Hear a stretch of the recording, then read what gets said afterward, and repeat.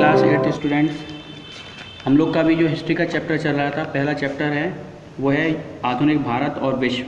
ये हमारा पहला चैप्टर चल रहा था और इसमें हम लोग ने ये नया टॉपिक है जो कौन सा है, खोज की यात्राएं, यानी भारत में किस किस की उस टाइम पे क्या खोज हुई और कौन कौन से देश की यात्राएं और खोज हुई। तो जैसे लिखा हुआ है, पुनर्जागरण काल खोज और अन्वेषण की यात्राओं के लिए उल्लेखनीय था। यूरोपियों के लिए अनजान कई क्षेत्रों की खोज हुई, यानी यूरोपीय जो वो देश थे उन्होंने कई देशों क्षेत्रों की खोज की थी। इनमें से सन 1492 में क्रिस्टोफर कोलंबस द्वारा अमेरिका, ये लिखा हुआ है, क्रिस्टोफर कोलंबस द्वारा अमेरिका की महाद्वीप की खोज की गई और सन 1498 वास्को डी गामा द्वारा भारतीय समुद्र मार्ग की खोज के विषय में हम पढ़ चुके हैं, पहले की उसमें पढ़ चुके हैं। केप ऑफ गुड होप्स के चारों ओर वास्को डी गामा द्वारा लाया गया चक्कर यूरोप और भारत के इतिहास में महानतम क्षणों में से एक है। यानी कि इसमें एक वर्ड यूज हुआ है, केप ऑफ गुड होप, यानी कि ये केप ऑफ गुड होप क्या कहलाता था। ये आप दिख रहे हैं मैप में, यहाँ जो हमारे अफ्रीका के जो सबसे कोने का हिस्सा दिख रहा है आपको, ये जहाँ से ये जा रहा है, ये हमारा वास्को डी गामा का मार्ग है और ये जो सबसे कोने वाला पार्ट है इसको ही हम लोग क्या बोलते हैं, केप ऑफ गुड होप। ठीक है, इन्हीं के द्वारा उसने वास्को डी गामा ने पूरे विश्व का चक्कर लगाया था। इसके बाद डच, डेन, ब्रिटिश, फ्रेंच लोग इसी समुद्र मार्ग से प्रतिद्वंदी व्यापारी के रूप में भारत आए। समय के साथ यूरोप व्यापारी भारत की शासकीय शक्ति बन गए। इसके बाद इन्हीं मार्गों, जब ये मार्ग की खोज हो चुकी, इसके बाद हमारे देश में, भारत में डच, डेन, ब्रिटिश, फ्रेंच, ये सब लोग आए प्रतिद्वंदी व्यापारी के रूप में, मतलब एक दूसरे से व्यापार की होड़ में कि कौन अच्छा व्यापार भारत से करेगा, कितना ज़्यादा ले सकता है। इस चक्कर में इन्हीं रूट से भारत में आए थे। उसके बाद है पुनर्जागरण चल रहा है, इसमें सुधार की बात करते हैं। पुनर्जागरण की अवधि के दौरान एक और वैज्ञानिक भावना के विकास ने धर्म के प्रति लोगों के विचारों के रुख को प्रभावित किया। यानी कि इस ड्यूरेशन में विज्ञान की जब लोगों में जागरूकता होने लगी तो धर्म के प्रति कि उनके विचार में लोग प्रभावित होने लगे कि धर्म में भी कुछ ना कुछ चेंज होना चाहिए। उन्होंने गिरजाघर में भ्रष्ट नीतियों की निंदा की।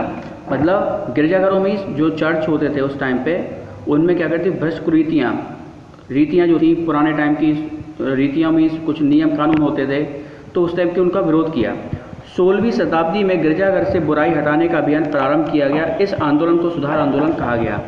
16वीं शताब्दी में गिरजाघर से बुराई हटाने, बुराई मतलब उस टाइम पे जो उनके धार्मिक अनुष्ठान वगैरह होते थे जो कि मानव जाति के लिए अच्छे नहीं थे, उनको बुराई मान के उनको हटाने का अभियान आरंभ किया गया। तो इसको आंदोलन को क्या कहा गया, सुधार आंदोलन कहा गया।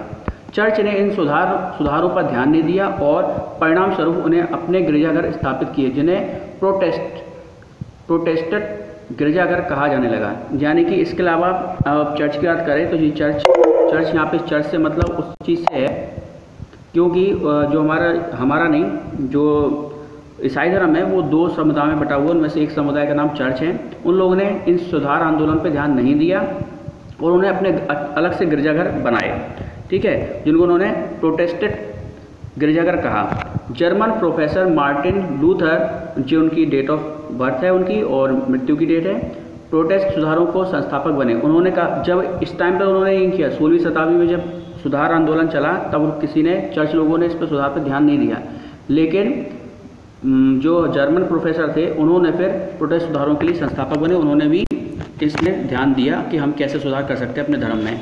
सुधारों का प्रभाव भारत पर ही पड़ा। ईसाई मिशनरी भारत आई और देश के विभिन्न भागों में उन्होंने कार्य करना प्रारंभ किया। जैसा दुनिया में सुधार पर काम चल रहा था, इसी तरह कुछ ईसाई मिशनरियाँ, यानी कि ईसाई समुदाय को मिशनरी मतलब जो उसका वो करते हैं, प्रचार प्रसार करते हैं, वो भारत आई।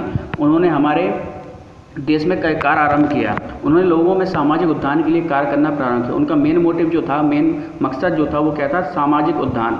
ठीक है, धार्मिक उत्थान न बता के सामाजिक उत्थान उनका मेन काम था। हिंदू धर्म में व्याप्त बुरी प्रथाओं के विरोध में, अब इसके अलावा हमारे धर्म में भी, हिंदू धर्म में भी बहुत सारे बुरी प्रथाएं थी ठीक है। उनमें के विरोध में राजा राममोहन राय थे, स्वामी दयानंद थे, रामकृष्ण परमहंस थे, स्वामी विवेकानंद थे आदि ने उन सुधार कार्यों में अपना योगदान दिया। ये सुधार यूरोपीय पद्धति के अनुसार हुए। पश्चिमी विचारों ने, और ये जो सुधार हो रहे थे वो किसके अनुसार हो रहे थे? यूरोपीय पद्धति के अनुसार, मतलब जैसे यूरोपियन में सुधार हो रहा था उसी के बेसिस पे यहाँ पे काम हो रहा था। पश्चिमी विचारों ने भारत में शिक्षित लोगों के बौद्धिक दृष्टिकोण को बड़ा बल दिया और उनमें वैज्ञानिक सोच का समावेश किया, और इन्हीं सब के कारण जो पश्चिमी विचार जो थे भारत के शिक्षित लोगों को बहुत ज़्यादा अट्रैक्ट किया, उन्हें बहुत ज़्यादा अच्छे लगे, तो उन्होंने इस पर सुधार पर ध्यान दिया और वैज्ञानिक सोच को भी उन्होंने साथ में मिलाया कि हाँ वैज्ञानिकता भी हमारे यहाँ जो वैज्ञानिक हो रहे थे या नई नई खोज हो रही थी उस पर भी उन्होंने ध्यान दिया कि ये भी हमारे मानव जाति के लिए बहुत आवश्यक है।